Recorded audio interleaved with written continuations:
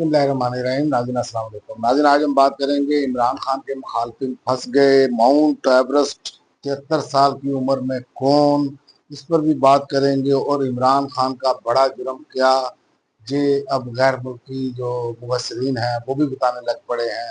लेकिन सबसे पहले इमरान खान के जो मुखालफिन हैं वो किस तरह फंस चुके हैं।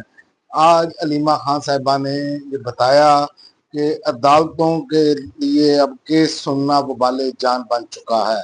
जो किसी भी केस, जितने भी केसेस बनाए गए हैं, निचली अदालतों से सजा सुनाते हैं और अपने हाई कोर्ट में ये केस जो है वो टिक नहीं सकता। ये एक बड़ा मसला बन गया हुआ है इनके लिए।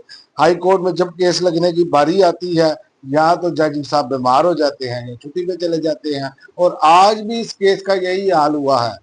और आज जो उन्होंने किया है जज साहब ने, अभी उन्होंने कहा कि जी सबको बुला लेते हैं, जबकि केस बैरिस्टर सुलेमान सफदर ने कहा कि ये तो बिल्कुल फारिग केस है, इस पर हतमी फैसला जो है वो देने से रोका जाए, फिर केस सुना जाए। लेकिन ये इब्तिदा मुस्तरद कर दी गई है।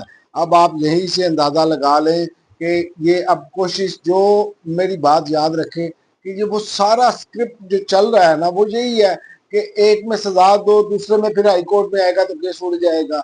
यानी कि ये पूरी कोशिश है कि इमरान खान को जेल के अंदर रखना है।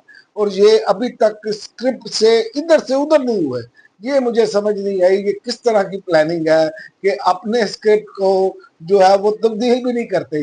ये जो सूरत हाल चल रही है ये इंतहाई खौफनाक है। और अभी तक तो ये भी इतलात आ रही थी कि आज फैसला शायद सुना दिया जाए इस जल्दबाजी में। लेकिन मैं आपको बताऊं ये इसी वीक में फैसला आने जा रहा है।